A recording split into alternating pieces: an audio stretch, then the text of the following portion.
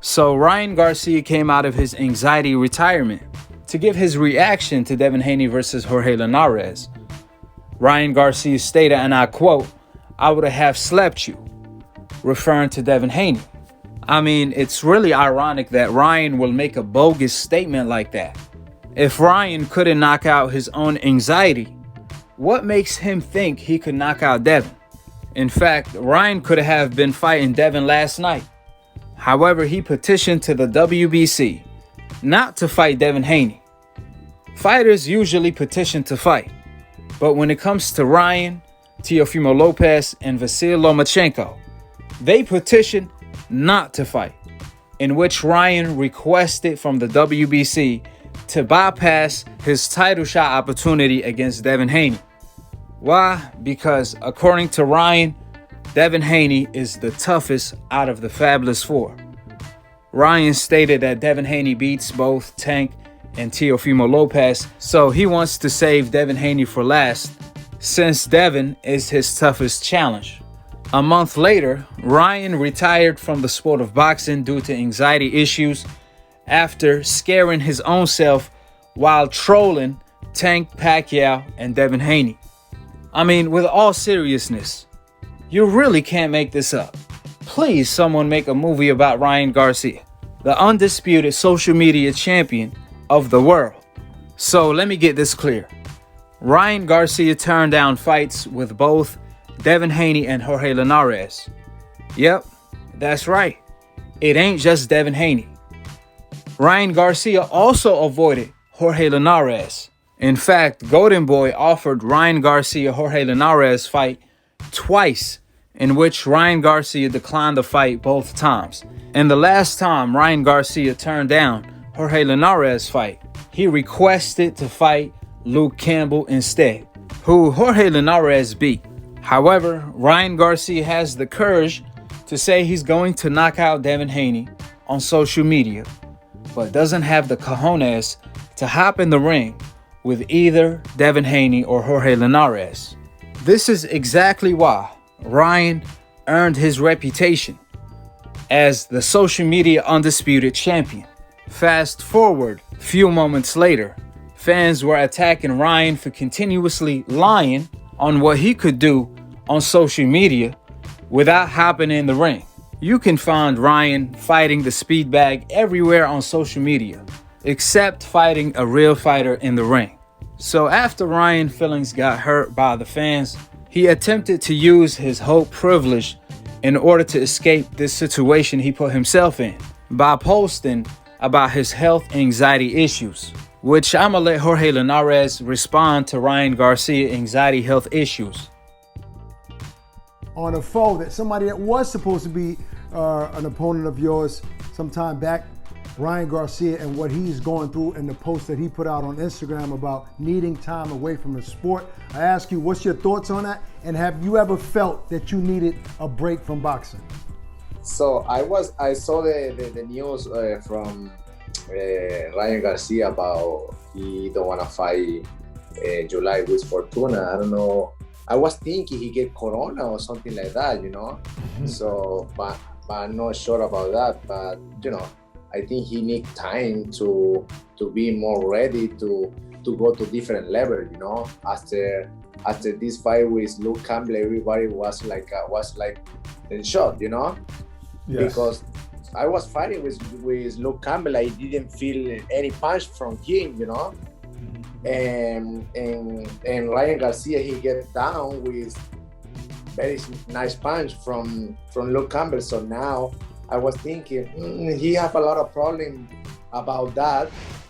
More mentality, you know, more mentality, because he get a good punch from Luke Campbell, and also he take this fight with Fortuna is very dangerous for him, you know, because Fortuna have better punch for them than Luke Campbell, 100%.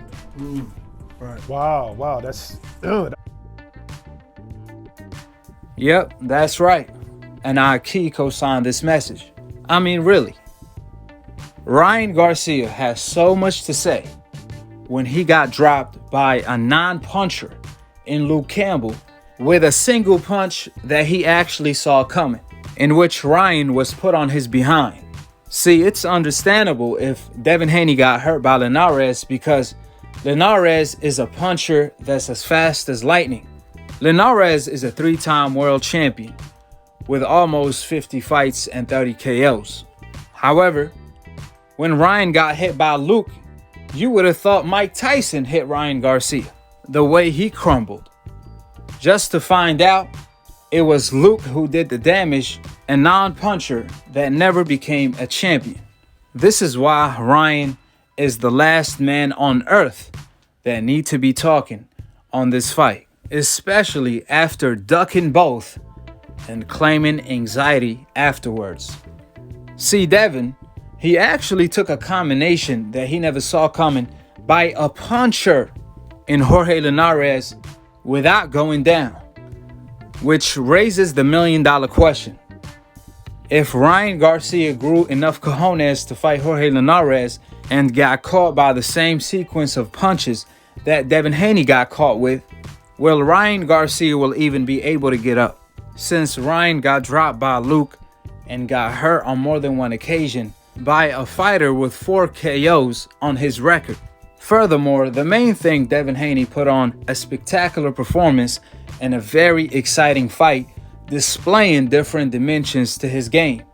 Unlike Ryan Garcia, Devin Haney showed that he could box, he could fight mid-range, and he could also fight in the inside. Unlike any other sport, in the sport of boxing, if you box, you're going to get hit, just like if you swim, you're going to get wet. It does not matter how perfect your defense is, eventually you're going to get hit. Floyd Mayweather got hurt in the past and his defense is as near as perfect. Nevertheless, Floyd Mayweather overcame adversity, showing his championship material. Canelo Alvarez got hurt in the past by Miguel Cotto's brother, and ever since then Canelo have been showing a solid chin. Ali got hurt in the past before he even fought Sonny Liston, Andre Ward, and the list goes on and on and on. The main thing here, when you deal with adversity, can you deal with it and overcome it? If so, then you are a championship material fighter. And Devin Haney did just that. I think a lot have been made about Devin Haney being hurt. At the end of the day, or at least the night, that's the name of the game. In all reality, this is only going to make Devin Haney better. Manny Pacquiao got knocked out by Marquez, and he's still on his way to greatness at 42 years old. Aftermath of Ryan Garcia trolling Manny Pacquiao to losing his belt, the WBA super title. And last but not least, I will never forget the day when Ryan got dropped by Luke Campbell. The whole arena went silent. You could feel the weariness in the air when Ryan was dealing with his adversity against Luke Campbell. However, on the other hand, when Devin Haney got hurt by Linares in his own hometown, the whole arena was on fire. I mean, whew.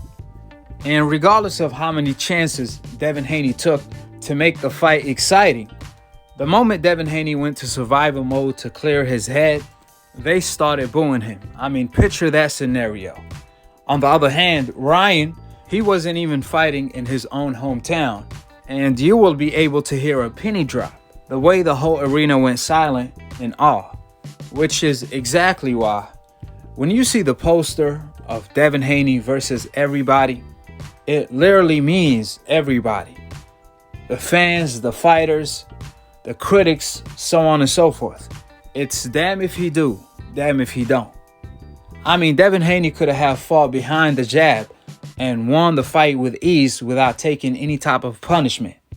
However, he gave the fans what they wanted to see. He faced adversity, dealt with it, and overcame it, but that still wasn't enough. See, the critics wouldn't be satisfied until Devin Haney lose, and that's the truth. You see, these decafs want to claim Devin Haney doesn't have a chin. But how is it that Devin Haney got caught flush with combinations and Linares had 2 rounds to finish him and wasn't able to do so? What sense does that make? We talking about Linares here, not Luke Campbell. Linares is a finisher, a fighter with lightning speed and 29 KOs on his record. Linares has killer instinct, but he couldn't finish a fighter with no chin, no power, that was hurt for 2 rounds? What sense does that make? On top of that, skills win fights. Skills pay the bills, not power. Power costs money. And when Chavez Sr. fought Pernell Whitaker, who didn't have power, who won that fight? Did the skill pay the bills, or the stronger fighter with power won the fight? You guys let me know in the comment section, subscribe below, and click on the notification bell to be continued on the next episode of Akhi, TV. Peace, and I'm on to the next one.